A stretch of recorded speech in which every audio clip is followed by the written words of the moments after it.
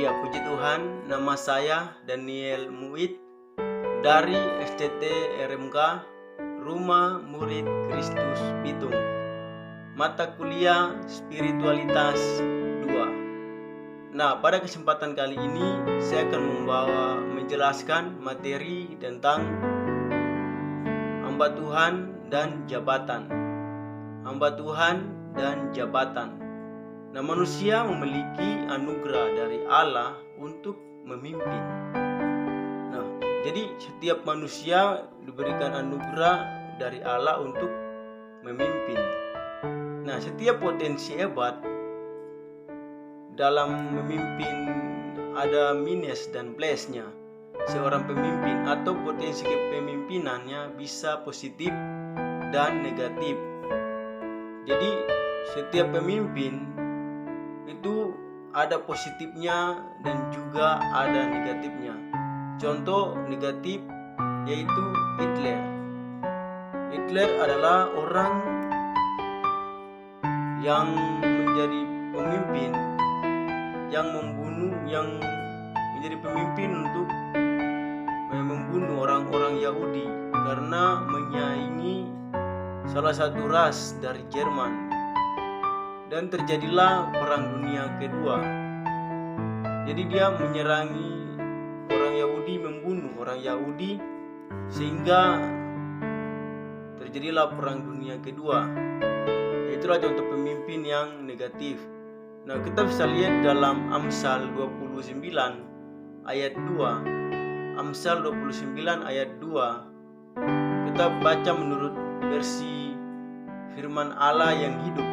Versi firman Allah yang hidup di sana mengatakan, apabila orang benar memegang kekuasaan, rakyat bersukacita. Apabila orang jahat berkuasa, maka berkeluh kesahlah mereka. Jadi ayat ini menjelaskan tentang bahwa kalau orang pemimpin itu adalah orang benar, maka rakyat akan bersukacita. Tetapi kalau yang pemimpin itu adalah orang jahat, orang yang tidak baik, orang yang tidak benar, yang berkuasa, maka rakyat akan berkeluh kesah. Nah, yang berikut kepemimpinan hamba Tuhan. Kepemimpinan di dalam hamba Tuhan. Nah, kita harus sebagai hamba Tuhan, kita harus tahu bahwa kepemimpinan itu Tuhan yang kasih, atau kepemimpinan itu Tuhan yang berikan kepada kita untuk menjadi hamba Tuhan, untuk menjadi hambanya. Nah, maka jadi ketika kita sadar bahwa Tuhan yang kasih, maka kita akan kepemimpinan kita itu akan menjadi bagus dan benar. Kita bisa lihat di dalam 1 Timotius 3 ayat 1. Di sana mengatakan bahwa benarlah perkataan ini, orang yang menghendaki jabatan dan jemaat menginginkan pekerjaan yang indah. Makna jabatan. Sekarang kita masuk yang berikut adalah makna jabatan. Nah, jabatan itu adalah kepercayaan Allah, kepercayaan Tuhan. Kita bisa lihat di dalam Timotius 1 ayat 12. Di sana mengatakan bahwa aku bersyukur kepada Dia yang menguatkan aku, yaitu Kristus, yaitu Kristus, ya Kristus Yesus Tuhan kita, karena Ia menganggap aku setia dan mempercayakan pelayanan ini kepadaku. Jadi Rasul Paulus berkata bahwa dia bersyukur kepada Tuhan karena Tuhan telah mempercayakan dia untuk pelayanan yang begitu besar, untuk menjadi hambanya. Nah, contoh dari ayat ini adalah ada orang yang mempunyai mobil. Jadi contoh, ada seseorang yang mempunyai mobil dan dia percayakan kepada orang lain atau menjadi sopir untuk membawa mobilnya itu. Nah, jadi kalau sopir itu diperintahkan oleh pemilik mobil mau kemana, mungkin pemilik mobil mau kemana, itu pasti dia perintahkan kepada sopirnya mau kemana saja, pasti sopir ini akan ikuti apa yang diperintahkan oleh pemilik mobil ini. Karena dia adalah kepercayaan yang telah dipercayakan untuk membawa mobil. Artinya bahwa dia sebagai sopir yang telah dipercayakan untuk membawa mobilnya pemilik ini, mobil ini. Jadi pemilik sopir ini akan mengikuti pemilik mobil. Kemanapun pemilik mobil mau menyuruh dia, pasti sopir ini akan mengikuti. Nah, itulah contoh dari hamba Tuhan, yaitu pelayanan adalah jabatan adalah kepercayaan. Jadi jabatan itu sebagai kepercayaan Tuhan kepada kita. Nah, itu yang pertama. Dan yang kedua, menjadi pemimpin pasti ada tantangan. Itu sebabnya Tuhan ciptakan otak, Tuhan ciptakan pikiran.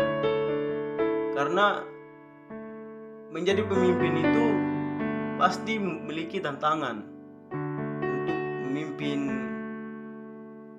bawahannya untuk menjadi baik. Jadi Tuhan ciptakan otak supaya, Tuhan ciptakan pikiran supaya pemimpin itu memakai otaknya, memakai pikirannya untuk menjadi pemimpin yang benar, menjadi pemimpin yang bagus, yang baik. Dan supaya pemimpin itu yang pertama menjadi orang yang berguna. Jadi pemimpin itu menjadi berguna, bukan dia hanya memimpin asal-asal, tapi dia berguna, menjadi pemimpin yang berguna dan diperlukan. Yang kedua yang diperlukan, dan yang ketiga menjadi orang kunci, jadi orang-orang yang dipercayakan menjadi pemimpin. Nah, itu yang kedua. Dan yang ketiga adalah macam yang ketiga adalah jabatan adalah pelayanan.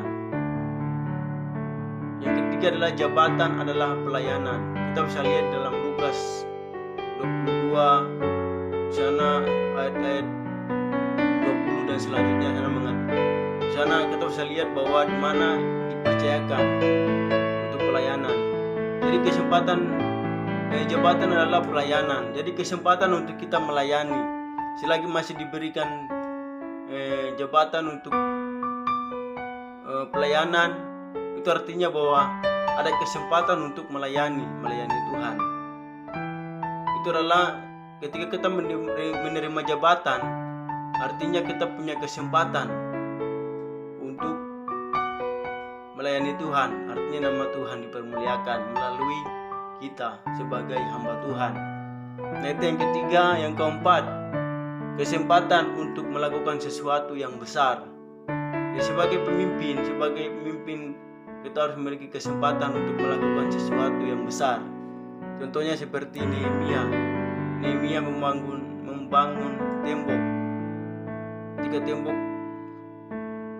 diruntuhkan, Nehemia berusaha keras untuk membangun tembok. Nah, itulah contoh kepemimpinan, artinya melakukan sesuatu yang besar. Nah, itulah empat hal dari makna jabatan. Jadi itulah materi dari saya. Sekiranya menjadi berkat. Tuhan